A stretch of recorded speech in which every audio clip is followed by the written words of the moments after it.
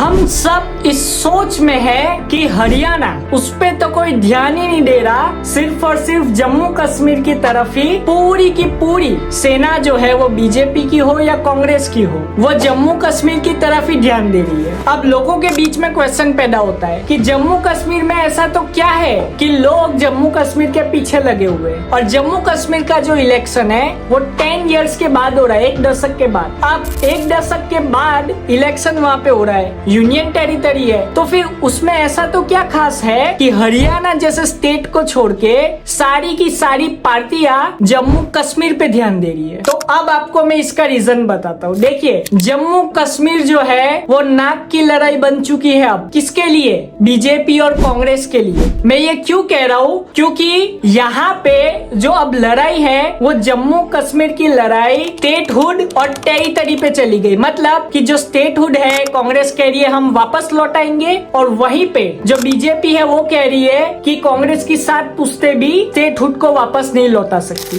मतलब कि Jammu Kashmir union territory रहेगा। और वहाँ पे कांग्रेस ये आरोप लगा रही है कि बीजेपी ने जो 370 हटाया उससे तो जम्मू कश्मीर में बहुत सारे आतंकवादी आए, उससे तो आतंकवाद बढ़ गया। लेकिन बीजेपी ये कह रही है कि जम्मू कश्मीर में जो 370 लगा उससे जम्मू कश्मीर के लोग बहुत ही सेफ है। इसीलिए होम मिनिस्टर ने अभी जवाब भी दिया कि जो कांग्रेस के होम मिनिस्टर थे पहले, वो तो लाल चौक पे जा भी नहीं सकते थे, लेकिन होम मिनिस्टर अमित शाह जी ने कहा कि अब मैं कहना चाहूंगा कांग्रेस के उस मिनिस्टर से कि वो लाल चौक पे जाए, अकेले जाए, बिना सिक्योरिटी के जाए। मत पोते पोती को लेकर शादी गाड़ी में सिक्योरिटी के बगैर लाल चौक चले जाइए, बाल भी बांका नहीं होगा। अब यहाँ पे जम्मू कश्मीर में स्थिति तो हुई थी, इसमें कोई डाउट नहीं है कि जम्मू कश्मीर में जो स्थिति थी वो बहुत ही खराब थी। लेकिन ये बात भी हमको मानना पड़ेगा कि स्थिति सही भी नहीं हुई इतनी, क्योंकि आज भी जम्मू कश्मीर में हमारे जो जवान है वो शहीद हो रहे, आज भी आतंकवादी आ रहे। वो आतंकवादी आ कहाँ से रहे उसका पहले पता लगाना पड़ेगा। और अभी भी क्या जम्मू कश्मीर में ऐसी चीज है जो आतंकवादियों को फंडिंग कर रही है? क्योंकि ये आतंकवाद रोकना जरूरी है, इससे मासूम लोगों की जान जा रही है। मासूम लोग आज पत्थर क्यों उठा रहे?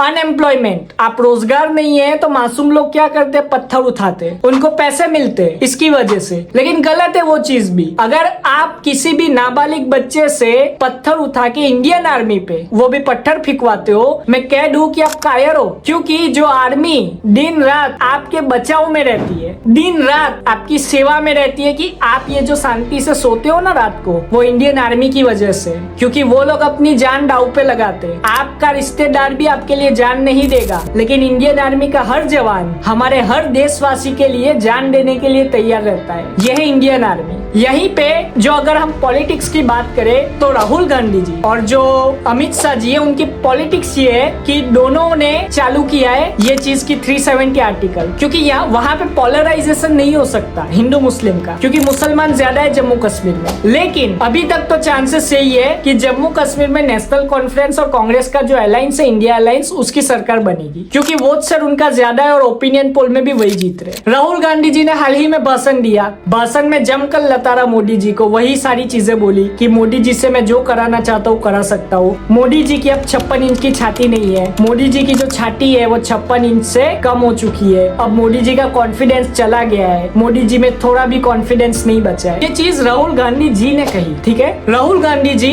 फुल फॉर्म में नजर आ रहे हैं और वहीं पे ज्यादा से ज्यादा रैली अमित शाह जी की हो रही है जम्मू कश्मीर में, क्योंकि अमित शाह जी होम मिनिस्टर है और 370 आर्टिकल को हटाने के पीछे अमित शाह जी का बहुत बड़ा हाथ है। अमित शाह जी को बहुत अच्छे से पता है कि 370 आर्टिकल की बारीकियां क्या है, क्योंकि 370 आर्टिकल हटाना इतना इजी नहीं था, लेकिन फिर भी हटाया। और सुप्रीम कोर्ट ने भी कहा हमारे कि 370 आर्टिकल जो हटाया गया वो बिल्कुल सही किया गया। लेकिन वहीं पे कांग्रेस का कहना है 370 आर्टिकल तो हट गया, लेकिन जम्मू कश्मीर के लोग आज उनके हक को खो बैठे, आज वो कुछ भी नहीं कर सकते, इसलिए वो स्टेटहुड वापस लाएंगे। अब मैं ये कह दूं कि चुनाव में सुनने सुनने के लिए तो ये अच्छा लगता है, लेकिन ये मुंगेरी लाल के हसीन सपने। कोई भी बंदा अगर ये कहे कि 370 आर्टिकल वापस आ सकता है, मैं ये कह दूं कि इतना इजी नहीं रहेगा। लीगल बैटल भी इतनी इजी नहीं रहेगी। आपको सुप्रीम कोर्ट में चैलेंज करना है, सुप्रीम कोर्ट के जजेस को चैलेंज करना है, जिन्होंने ये कहा है कि 370 आर्टिकल निकालना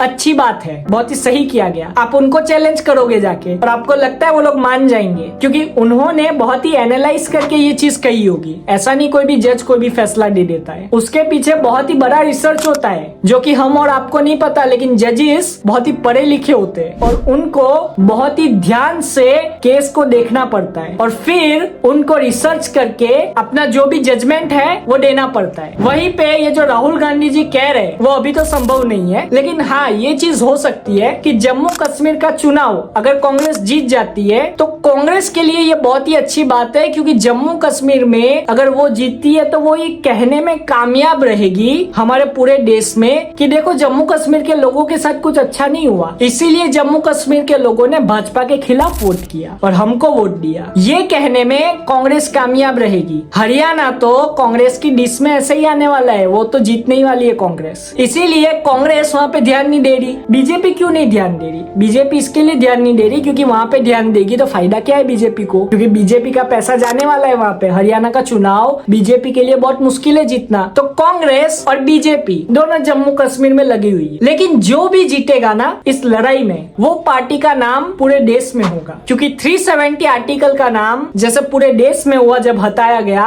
वैसे ही वो पार्टी का नाम होगा। मैं ऐसा क्यों कह रहा हूँ? क्योंकि 370 आर्टिकल नाक की लड़ाई है। बीजेपी के लिए ये साबित करना है कि 370 आर्टिकल उन्होंने जो हटाया वो सही है, और कांग्रेस को ये साबित करना है कि 370 आर्टिकल जो हटाया गया वो गलत। वो कब होगा? जब जम्मू कश्मीर का रिजल्ट आएगा, वहाँ पे वोटिंग होगी और रिजल्ट आएगा तभी पता चलेगा। आप अपनी राय कमेंट में जरूर बताएं। जय हिंद।